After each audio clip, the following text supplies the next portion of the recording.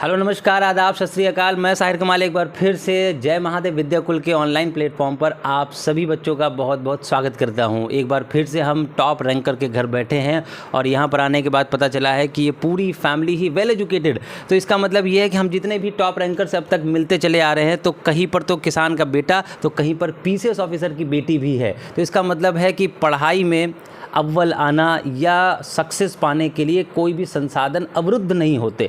ये तो हमने इतना समझ लिया है। हमारे बगल में शुक्ला जी बैठे, उनके बगल में निष्ठा यादव जी बैठी हुई हैं जो कि टॉप 10 मतलब 10वीं रैंक आई है पूरे स्टेट में क्लास 10th में। बगल में उनकी माता जी बैठी हैं और उनके बगल में उनके पिताजी बैठे हैं। तो बाकी की जो जानकारी है कि किस तरीके से इस बच्ची ने अपने पिता का सम्मान बढ़ाया। वैसे पिता तो ऑलरेडी बहुत ज़्यादा सम्मानित है समाज में, लेकिन एक बच्चे की सफलता के बाद माँ बाप का जो सर ऊपर उठता है वो कितना जो है कारगर साबित होता है। क्योंकि जब पिता ने सफलता हासिल करी होगी तो वो अपने पिता के सर ऊंचा किया होगा, लेकिन आज आपने अपनी बेटी की वजह से, अपनी बेटी की वजह से जो समाज में उनका नाम रोशन हुआ तो उनको कितनी खुशी हुई जानते हैं उन्हीं से। पहले हम निष्ठा यादव जी से रिक्वेस्ट करेंगे कि वो आप अपने बारे में कुछ बताएं, अपने पिता के बारे में और फिर अपनी पढ़ाई के बारे में, that how did she manage her timetable and her study and how did she focus on it.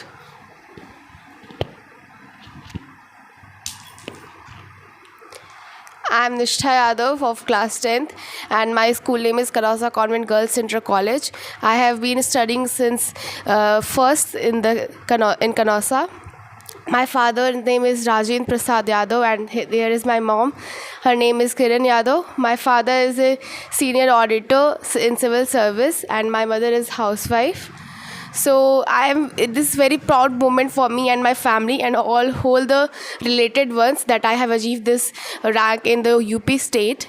So there is not something special in me and I have always worked very hard for being in the front line since my class 3rd, 2nd and my parents have been inspiration for this for achieving this thing. So they have always guided me to always be on the front line and always interacting with the teachers, friends and all my classmates. So they have been very inspiring and very achieving. Look at the confidence. आप ये कहते हैं कि UP board का बच्चा English नहीं बोल पाता है। Look at the tone and accent of the girl. आप बोलने के तरीके को देख सकते हैं। ये बच्ची भी यूपी बोर्ड से पढ़ी हुई है। कौन कहता है कि यूपी बोर्ड का बच्चा इंग्लिश नहीं बोल पाता है? क्योंकि हम समझते हैं कि यूपी बोर्ड की सबसे बड़ी प्रॉब्लम है इंग्लिश लैंग्वेज। जहाँ पर इंग्लिश नहीं बोली जाती तो वहाँ पर यूपी बोर्ड के बच्चे को जो है अंडर एस्टिमेट करते हैं। लोग कहते हैं अरे ये देहाती। ऐसा कुछ नहीं बेटा। हमारे बगल में बैठी एक लड़की यूपी बोर्ड से पढ़ी हुई है एंड आपने देख ही लिया होगा, उसका कॉन्फिडेंस लेवल देख लिया होगा। आप अपना रोल नंबर भी ज़रूर एक बार बता दिएगा ताकि हमारे ये बच्चे ये ना सोचें कि ये सीबीएसई बोर्ड के बच्चे को बैठा के हमने कुछ पूछ लिया। आप अपना रोल नंबर ज़रूर बता दीजिए।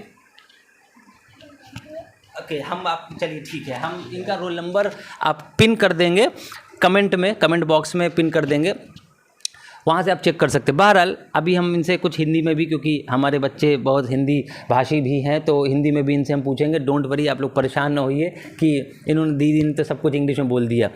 तो बेटा कैसे आपने ये सोचा या आपने कभी सोचा भी था कि आप टॉप रैंक ले आएंगे? मतलब स्टेट में 10वीं रैंक लाना, this is not a child's work. ये कोई काम नहीं है बच्चों का या कोई बहुत ईजी टास्क नहीं होता है। स्टेट जहाँ पर 56 लाख बच्चा इनरोल होता है, अगर हम हाई स्कूल की बात करें लगभग 24 से 25 लाख बच्चा इनरोल होता है लगभग। उस 24 से 25 लाख में 10वीं पोजीशन हासिल करना, it's a proud moment, really it's a proud moment for the parents, है ना। तो वो कैसे आपने सोचा कि मैं स्टेट में टॉप कर लूँगी? क्या ये सोचकर पढ़ाई करी थी या फिर कर्म करो और फल की चिंता ना करो ये सोचकर? दोनों ही बातें सही हैं कि कर्म करो और फल की चिंता मत करो। और हमेशा से ये रहा है कि अगर जो भी बच्चे टॉप भी करते हैं तो वो कोई हमसे अलग नहीं है, सब हमारी एज ग्रुप के हैं, सब हमारे ही साथ पढ़ाई कर रहे हैं, वही सिलेबस है, सेम कंटेंट है, तो क्यों हम नहीं कर सकते वो चीज़। तो फिर ऐसा नहीं है कि एक खौफ है कि फर्स्ट आना मतलब कि बहुत ही ज़्यादा बड़ी बात है, ऐसा कुछ भी नहीं है। अगर आप मेहनत करते हो, कंटिन्यूसली अपनी पढ़ाई पर वर्क करते हो और हमेशा रेगुलर रहते हो अपनी पढ़ाई में, तो कोई इसमें आश्चर्य की बात नहीं होगी कि आप भी उस मुकाम तक पहुंच सकते हो। तो अब हम इनके पिताजी को से कुछ सवाल हम खुद नहीं करेंगे, वो खुद ही अपनी बच्ची के बारे में बताएंगे, क्योंकि उनका बोलना ज़्यादा ज़रूरी है। और उन्होंने किस तरीके से बच्चे को ट्रेन किया या कभी प्रेशर दिया पढ़ाई पर। माता जी एक हाउसवाइफ हैं, क्या उन्होंने इनकी पढ़ाई में कुछ मुख्य भूमिका निभाई है? देखते हैं और जानते हैं। सर,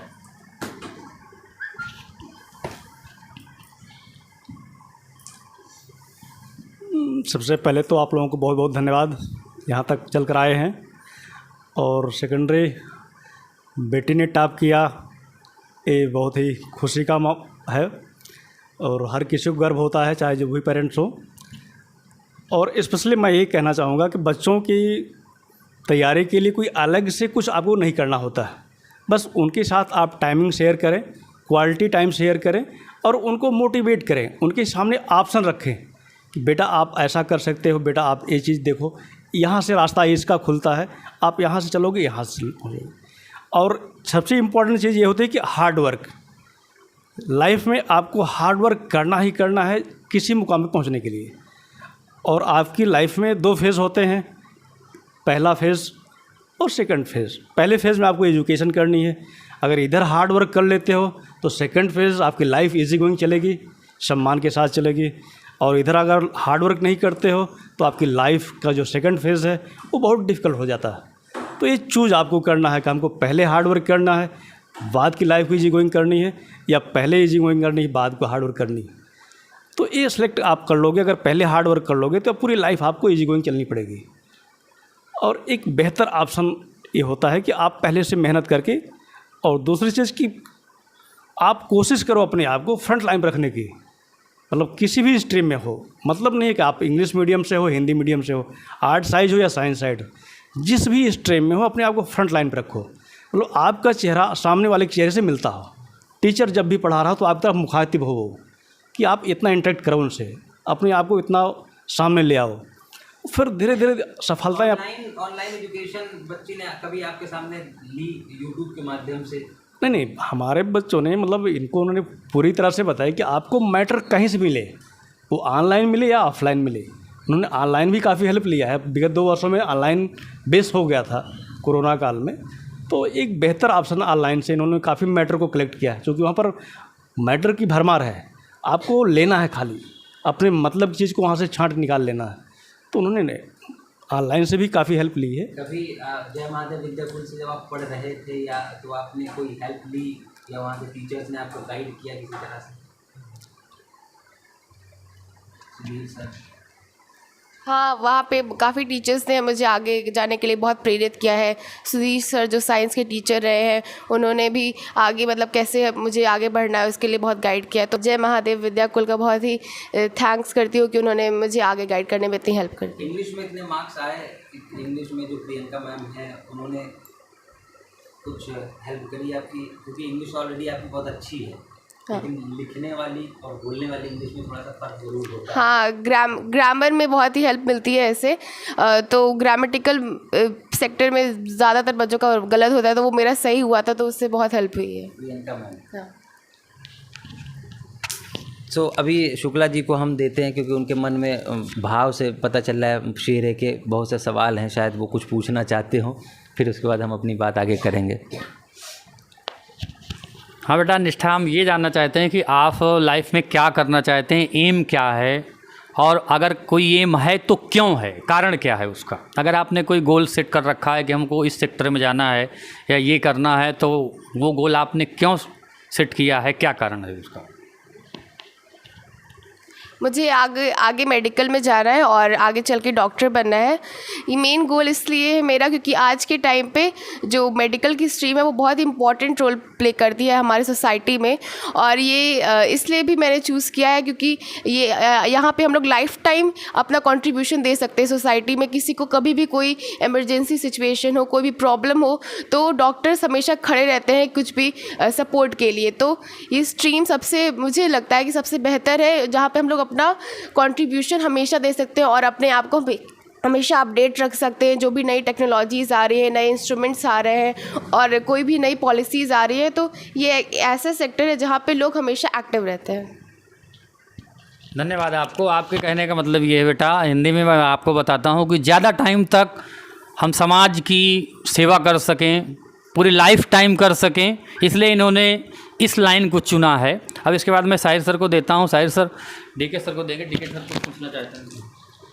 ये मतलब किसी भी टाइम पर मेडिकल लाइन एक ऐसी लाइन होती है जो किसी भी समय आप समाज की सेवा कर सकते हैं। मतलब अगर रात के 2 बज रहा हो तो भी आपके पास लोग आ सकते हैं, और रिटायरमेंट का कोई कहते नहीं पंगा नहीं होता। रिटायरमेंट का कोई एज लिमिट ही नहीं है कि आप 60 साल के हो जाएंगे उसके बाद रिटायरमेंट और आप डॉक्टर नहीं रहे। तो आप जब तक सांस में सांस है आप समाज की सेवा करते रहिए। इस उद्देश्य के साथ निष्ठा यादव ने अपनी जो गोल सेट किया है, तो लास्ट में एक बार फिर से हम आपसे ये पूछना चाहेंगे कि जय महादेव विद्याकुल की तरफ जो बच्चों का रुझान है ये बढ़ना चाहिए, या किस हद तक बच्चों को यहाँ से हेल्प मिलती है। जैसा कि आपने पढ़ा और आपने ये सोचा, तो हमारे और तमाम लाखों बच्चे हैं जो हमसे जुड़े हुए हैं, तो उनको क्या, अपने जूनियर्स को आप क्या रिकमेंडेशन करना चाहेंगे जो इस बार 10th में जा रहे हैं, जो 11th में या 12th में?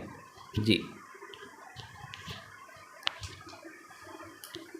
जय महादेव विद्याकुल बहुत ही सपोर्टिंग एजुकेशन प्रोवाइड करता है, तो मेरा बस यही मानना है कि आप जुड़े इनसे और आगे अपना जो पढ़ाई है उसको और भी बेहतर करें, इम्प्रूव करें, और कैसे आप अपना स्टडी टाइम बढ़ा सकते हैं और कैसे आप आगे चल के सक्सेस अचीव कर सकते हैं, यहाँ से आपको बहुत ही हेल्प मिलेगी। माता जी बगल में बैठी है, हम उनसे कुछ पूछना चाहेंगे कि वो कुछ बोलना चाहें बेटी के बारे में। बेटी के बारे में आपको बोलना है कि आपकी बेटी ने पढ़ाई करी तो आपको कितनी खुशी, जिस दिन रिज़ल्ट आया होगा तो उस दिन तो आपने मतलब कुछ तो अच्छा, वैसे अच्छा तो आप रोज़ खिलाती होंगी, लेकिन फिर भी आपने कुछ तो स्पेशल बनाया होगा बेटी के लिए, आपने गोद में उठाया होगा, और पिताजी अपनी एक अच्छी पोजीशन पे होने के बाद भी अपने ऊपर गर्व महसूस किया होगा कि आज मेरी बेटी स्टेट में, अभी तक तो पिताजी अपने लिए काम कर रहे थे लेकिन आज बेटी ने उनका नाम जब ऊपर किया तो माँ बाप किस हद तक खुश हुए, सोचने वाली बात है। तो पूछते हम इनकी माता जी से ही। मुझे बहुत अच्छा लगा जब मेरी बेटी का रैंक आया, स्टेट में पहला स्थान आया, और मैं बहुत खुश हो गई कि मेरी आवाज़ ही नहीं निकल रही थी उसमें। हाँ, आंसू भी आ गए थे उस समय भी। देख सकते एक्साइटमेंट देखिए बेटी के नाम पर, चेहरे के ऊपर जो मतलब खिलापन है वो सामने आ गया कि बेटी होती है ऐसा असल में, क्योंकि आजकल बेटियां ज़्यादा नाम रोशन कर रही हैं, और माँ बाप के लिए बेटियों का सफल होना, और बेटियां अगर इस लायक हो तो माँ बाप का सीना और चौड़ा हो जाता है। बेटे तो थोड़ा मेहनत में पीछे जा रहे हैं, लेकिन बेटियां वाकई में सम्मान का सबब बनती हैं। तो आज ये निष्ठा यादव आज टॉप 10 रैंक में आई हुई हैं, तो बड़ी खुशी हुई। और आज हम इनसे मिले तो हमें ये भी महसूस हुआ कि हम भी कुछ हैं, क्योंकि एक टीचर के लिए बच्चे का टॉप आना, टॉप वो भी स्टेट लेवल पर टॉप आना, तो हमारा भी सम्मान बच्चों के टॉप होने पर, उनकी सफलता पर ही बनता है। हमारी पहचान ही बच्चों की सफलता से होती है। तो हम ऐसे बच्चों के लिए बस दिल से दुआ ही कर सकते हैं। हम सारे ही टीचर्स मिलकर के आपके उज्जवल भविष्य की कामना करते हैं। और अभी तो आपका ये पहला पायदान है, अभी तो लाइफ में बहुत बड़ी बड़ी ऊंचाइयाँ और मतलब क्या बोलते हैं खाइयाँ, मतलब उल्टा क्या होता है शुक्ला जी? हाँ, मतलब अभी ऊंचा नीचा, हाँ, अभी तो बहुत से ups and downs you are going to face in your life. बहुत से अप्स एंड डाउन्स आपको फेस करने हैं, तो इसमें कभी नहीं घबराएं, क्योंकि आप अपने पिता से इंस्पिरेशन ले सकती है। उन्होंने किस तरीके से अपने आप को सफल बनाया और आज इस मकाम पर हैं। क्योंकि अभी तक तो आपके पिता के नाम से आप जानी जाती थी, और आज से पिता जो है आपकी वजह से और समाज में जाने जाएंगे। ये एक पिता के लिए बहुत बड़ी बात होती है। तो आज हम इसी बात को ख़त्म करते हुए लास्ट में इनविटेशन आपको इतना ज़रूर देंगे कि लास्ट जो अगले महीने की 3 तारीख को एक स्टेट लेवल पर फंक्शन होने जा रहा है, जहां पर हमने उत्तर प्रदेश के मुख्यमंत्री श्री आदित्यनाथ योगी जी को इनवाइट किया है हमारे ऐसे ही होनहार और मेधावी छात्रों को पुरस्कृत करने के लिए, सम्मानित करने के लिए। उनका 10 मिनट का भी वो आशीर्वाद बच्चों के भविष्य में 4 चांद लगा सकता है। तो ये हमारी हम्बल रिक्वेस्ट है आप माँ बाप से कि आप अपने बच्चे को लेकर वहाँ ज़रूर आएँ सुबह 10 से 3 बजे के बीच में, और आप सभी ऑनलाइन जुड़ सकते हैं हमारे साथ। तो आज के लिए इतना ही। Thank you so much.